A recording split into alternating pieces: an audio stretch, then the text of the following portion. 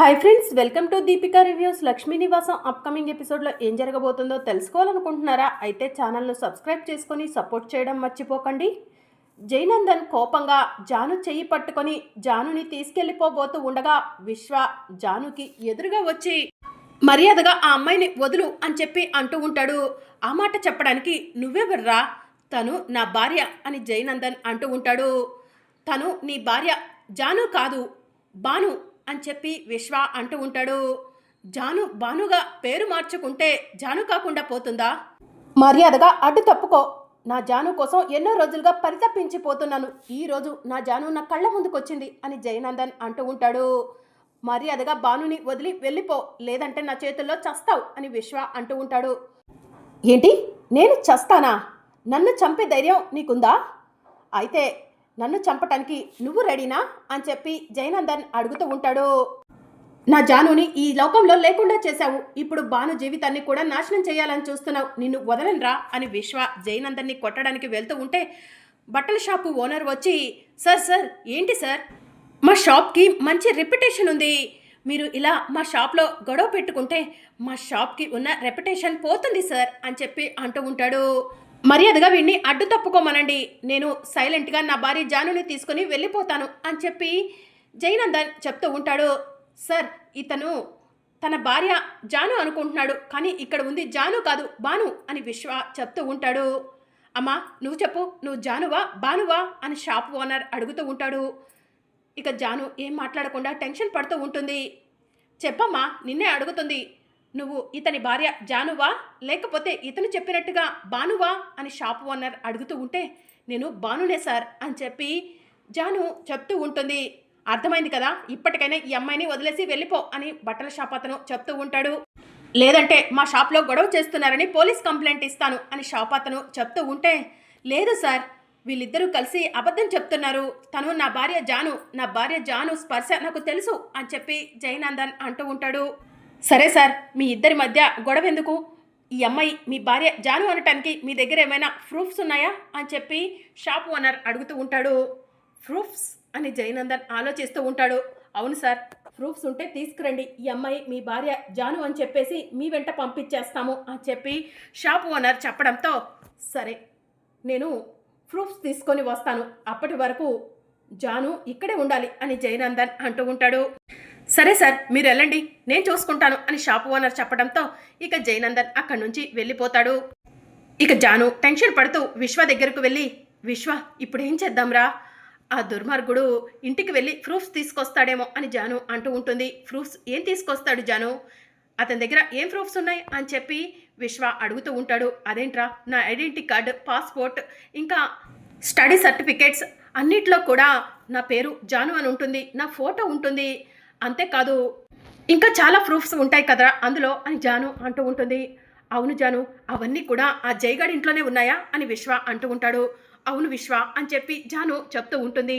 జై కంటే ముందు ఆ ఇంటికి వెళ్ళి ఆ ప్రూఫ్స్ నేను తీసుకొస్తాను అని చెప్పి విశ్వ అంటూ ఉంటే, విశ్వ ఒక్క నిమిషం ఆగురా, షాప్ వాళ్ళు మనల్ని పంపించరు, నువ్వు ఆవేశపడకు అని చెప్పి జాను అంటూ ఉంటుంది. మరి ఇప్పుడేం చేద్దాం అని చెప్పి విశ్వ అంటూ ఉంటాడు. నేను ఒకసారి షాప్ ఓనర్తో మాట్లాడొస్తాను అని చెప్పి జాను షాప్ ఓనర్ దగ్గరకు వెళ్ళి, సార్ అర్జెంటుగా ఇంటికి వెళ్ళాలి అని చెప్పి అంటూ ఉంటుంది. ఇంటికి వెళ్ళాలా? నీ భర్తనంటూ ఒకతను ప్రూఫ్స్ తీసుకురావడానికి వెళ్ళాడు, నువ్వు ఇప్పుడు ఇంటికి వెళ్తే ఎలా కుదురుతుందమ్మా అని చెప్పి షాప్ ఓనర్ అంటూ ఉంటాడు. ప్లీజ్ సార్ అర్థం చేసుకోండి, లేడీస్ ప్రాబ్లం సార్ అని చెప్పి జాను అంటూ ఉంటుంది. సరే అమ్మా, లేడీస్ ప్రాబ్లం అంటున్నావు కాబట్టి నువ్వు అతను ప్రూఫ్స్ తీసుకొని ఇక్కడికి వచ్చేలోపు రావాలి, అప్పటి వరకు నీతో పాటు నువ్వు బాను అని వాదిస్తున్న అబ్బాయి ఇక్కడే ఉంటాడు, నువ్వు ఇక్కడికి వస్తేనే ఆ అబ్బాయి తిరిగి ఇంటికి రాగలడు, అర్థం చేసుకో అని షాప్ ఓనర్ చెప్పడంతో సరే సార్ అని చెప్పి జాను అంటుంది. ఒరే విశ్వ, షాప్ ఓనర్కి ఏదో ఒకటి చెప్పి బయటికి వెళ్తున్నాను, నువ్వు ఇక్కడే ఉండరా, నేను ఆ ప్రూఫ్స్ గురించి ఏదో ఒకలా ఆలోచిస్తాను అని జాను చెప్తూ ఉంటుంది. సరే జాను, నా గురించి నువ్వు ఏమీ ఆలోచించకు, నువ్వు సేఫ్గా ఉంటే నేను ఏదో ఒకలా తప్పించుకుంటాను అని విశ్వ చెప్తూ ఉంటాడు. సరే విశ్వ అని చెప్పి జాను అంటుంది. ఇక మరోవైపు జాను తులసికి ఫోన్ చేస్తుంది. అక్క నీతో అర్జెంటుగా మాట్లాడాలి అని చెప్పి అంటూ ఉంటుంది. ఎక్కడికి రావాలి జాను అని చెప్పి తులసి అడుగుతూ ఉంటుంది. నువ్వెక్కడున్నావో చెప్పక్క, నేనే వస్తాను అని జాను అంటుంది. ఇంట్లోనే ఉన్నాను జాను, ఇప్పుడే ప్రచారానికి బయలుదేరుతున్నాను అని తులసి చెప్తూ ఉంటుంది. సరే ఇప్పుడే వస్తున్నాను అని చెప్పి జాను పరిగెత్తుకుంటూ తులసి దగ్గరకు వెళ్తుంది.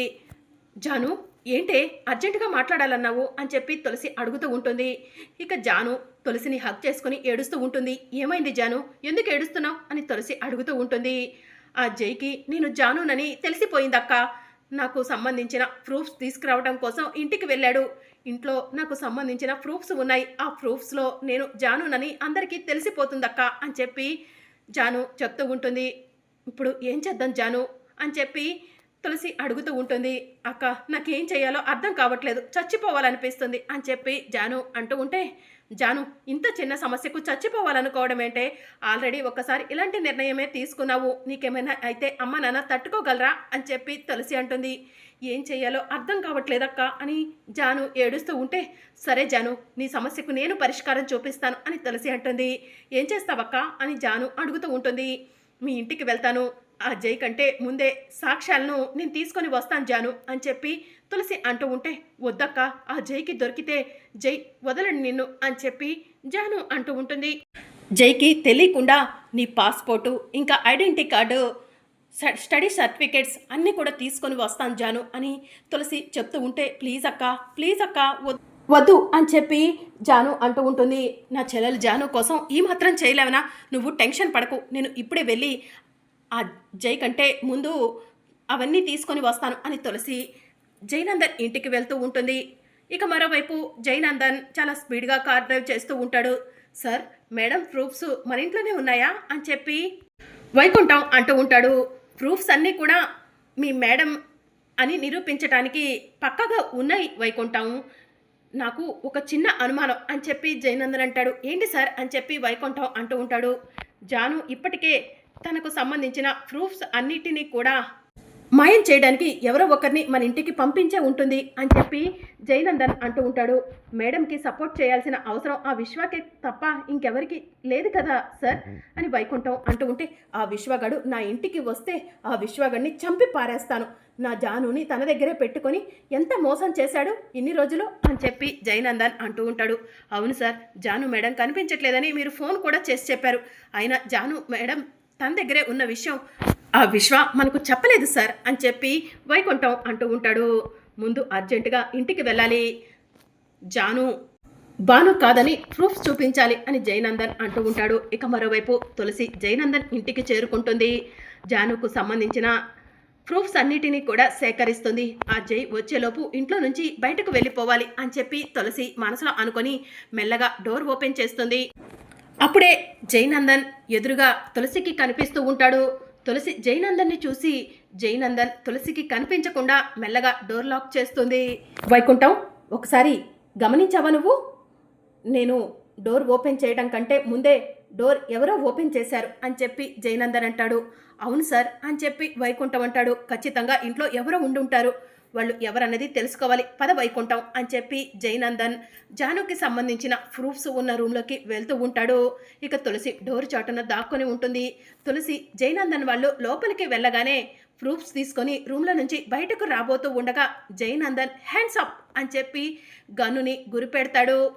ఇక తులసి జైనందన్ మాటను వినిపించుకోకుండా వెళ్ళిపోతూ ఉంటే జైనందన్ గన్ని షూట్ చేస్తాడు.